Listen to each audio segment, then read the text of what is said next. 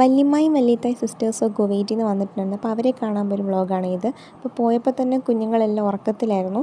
അങ്ങനെ പിന്നെ അവരെ ഡിസ്റ്റർബ് ചെയ്യേണ്ടെന്ന് വെച്ചിട്ട് ഞാൻ പിന്നെ അവിടെ ഇരിക്കുകയായിരുന്നു. അപ്പോൾ തന്നെ നമ്മൾ കുഞ്ഞിയെ കണ്ടു. കുഞ്ഞിക്ക് തീരെ വയ്യാത്തതുകൊണ്ട് തന്നെ അവൾ വല്യമ്മയുടെ തോളിൽ കിടക്കുമായിരുന്നു.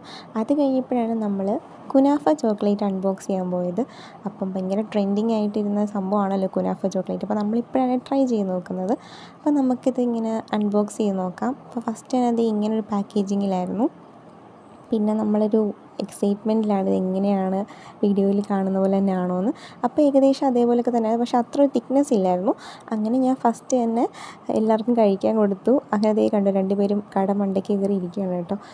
അവൾക്ക് ഒട്ടും വയ്യാതിരിക്കുകയായിരുന്നു. അവളൊന്നും കഴിക്കുന്നില്ല രാവിലെ തൊട്ട്. പക്ഷേ ഈ ചോക്ലേറ്റ് കണ്ടപ്പോഴത്തേക്കിനും അവൾ കഴിച്ചിട്ടുണ്ടായിരുന്നു. അപ്പോൾ എന്നെ കളിയാക്കാണ് അക്ക എനിക്ക് ചോക്ലേറ്റ് കൊണ്ട് തന്നിട്ട് അതെനിക്ക് കിട്ടിയില്ല എന്ന് പറഞ്ഞാൽ കളിയാക്കിക്കൊണ്ടിരിക്കുക. പിന്നെ നമ്മുടെ ലേഹം വാവ ലാസ്റ്റാണ് എണീറ്റ് വന്നത്.